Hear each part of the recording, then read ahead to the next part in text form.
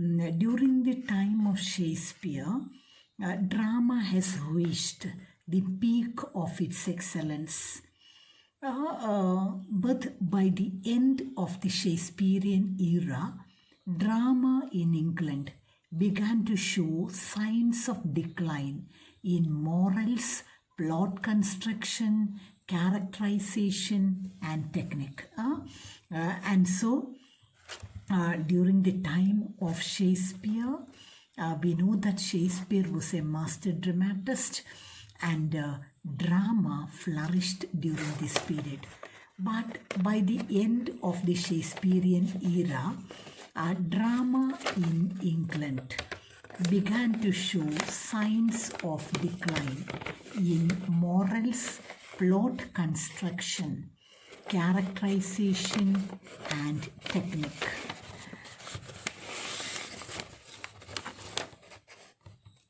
Puritan opposition paved way for its decline.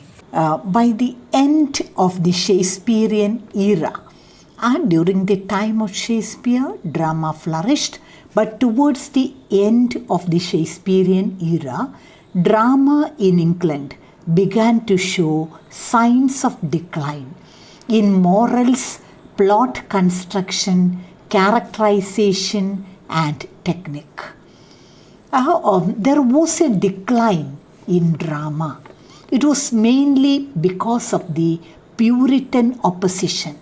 The Puritan opposition had paved the way for the decline of drama.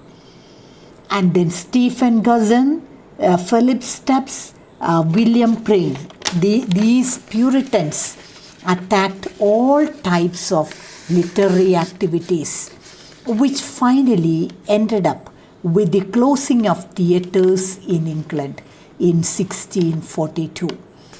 And see, towards the end of Shakespearean period, drama declined. It was mainly because of the opposition from the side of the Puritans. And who are the main Puritans who opposed the literary growth?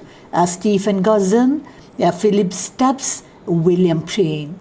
They attacked all types of literary activities, and finally it resulted in the closing of theatres in England in 1642.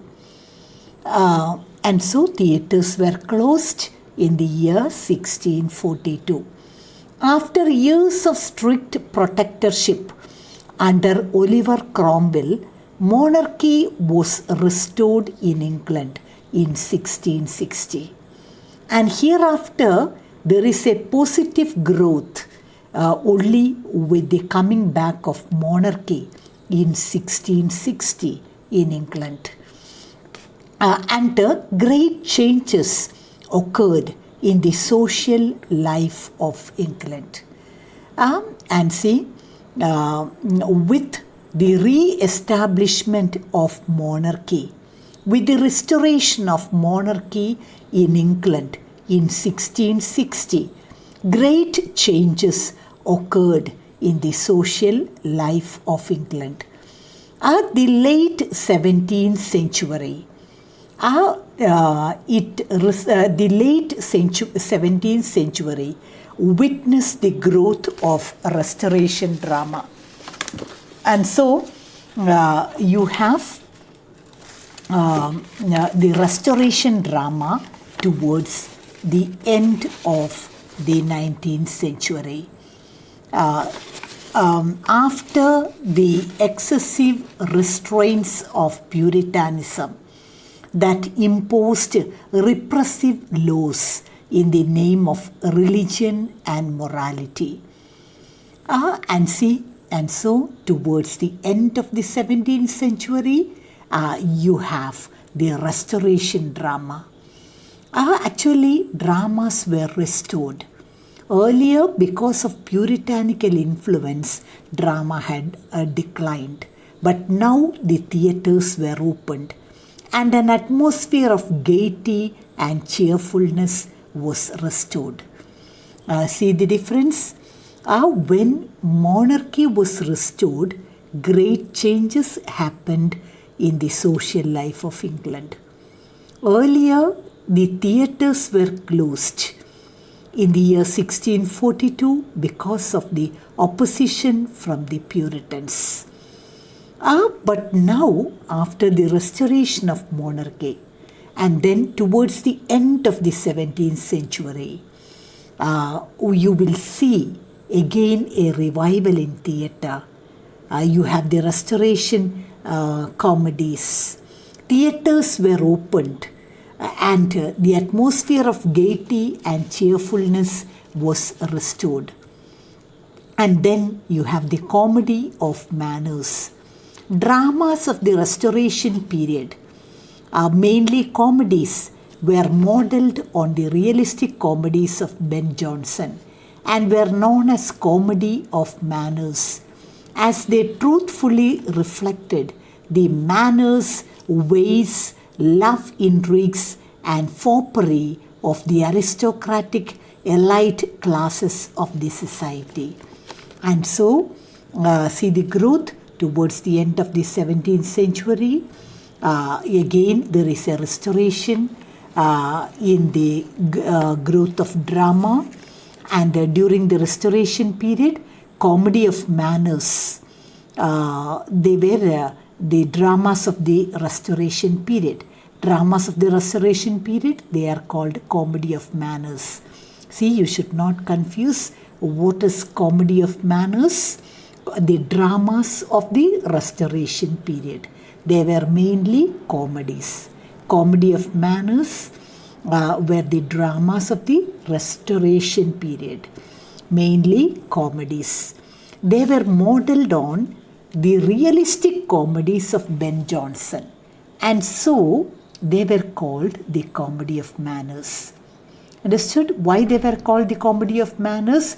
Because they were modelled on the realistic comedies of Ben Jonson, and they represented the manners, ways, love intrigues and foppery of the aristocratic elite classes of the society.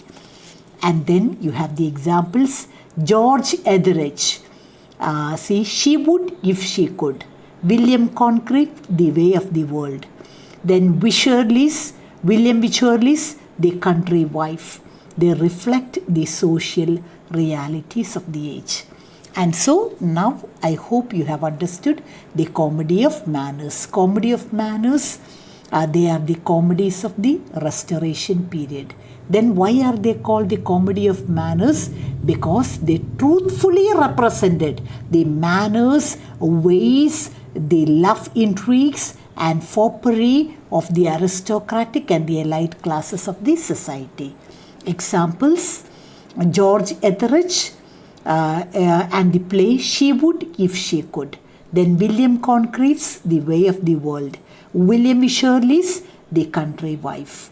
They reflect the social realities of the age. And now coming to the 19th century. 19th century, the Victorian period. It marked the rise of the problem plays. Understood? And now coming to the 19th century. 19th century is also called the Victorian age. The age when Queen Victoria was ruling England. And during the 19th century, there was a type of play called the problem play. The problem plays became very much prominent during the 19th century. 19th century meaning Victorian period. And see, what is the speciality of a problem play, or what do you mean by a problem play? A problem play discussed contemporary issues through realistic techniques. And so contemporary issues and problems were discussed on the stage. Social problems. It is preoccupied with the vital problems of contemporary life and morality. These writers who wrote problem plays made a conscious effort to deal with the social problems of the time. And so 19th century marked the beginning of a new type of play called problem play. And the problem plays discussed contemporary issues through realistic techniques. Social problems were discussed.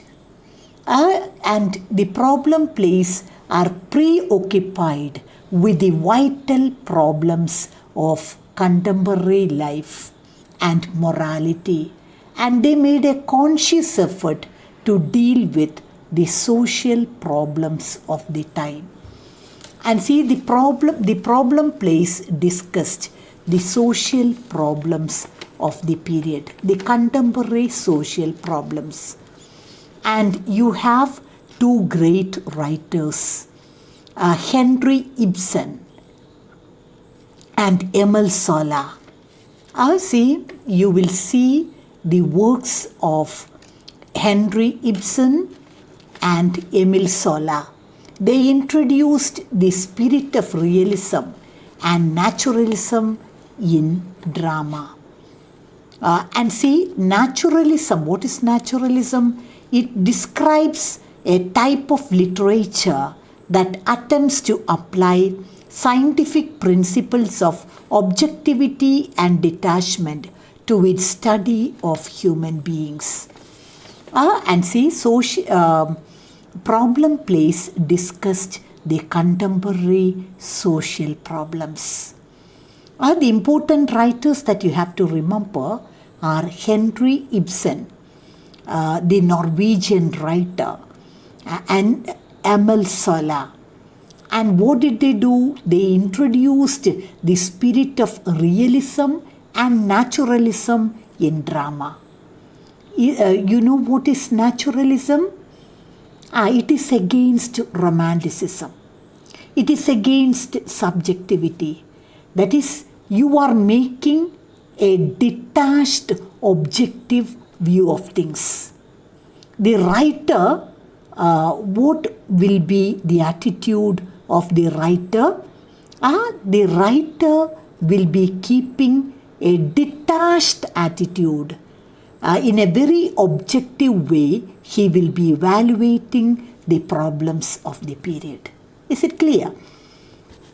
And then, coming to Ibsen, Henry Ibsen placed the themes and situations of contemporary life on stage and made serious drama a mirror as well as a stern monitor of his age.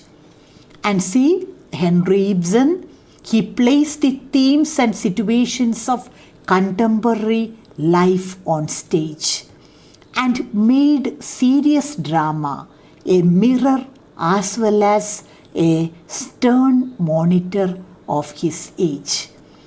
See, Henry Ibsen, I think you are familiar with his famous play, A Doll's House. See, he talks about the position of women in the society, especially in a patriarchal society. The rules are written by men for women also. And then what will happen? Women will not enjoy real freedom. Or how a woman is crushed in a patriarchal society. That is discussed in A Doll's House. It's a very interesting play, and you have a sweet heroine, Nora Hema, in this third. And so the play talks in favor of women and about the patriarchal system that is prevalent in the society. And Emile Zola aimed at portraying the banality of everyday life. What is banality? Banality means the ordinariness of everyday life, and was convinced that the naturalistic movement would give life and vigor to theatre. And so Emile Zola, he was also trying to present his place based on the naturalistic movement. Naturalism, and you understood, it is against romanticism. That is, the writer is not subjective. He makes an objective evaluation of things. He keeps a detached attitude. Thus, he presents the problems which are prevalent in the society on the stage.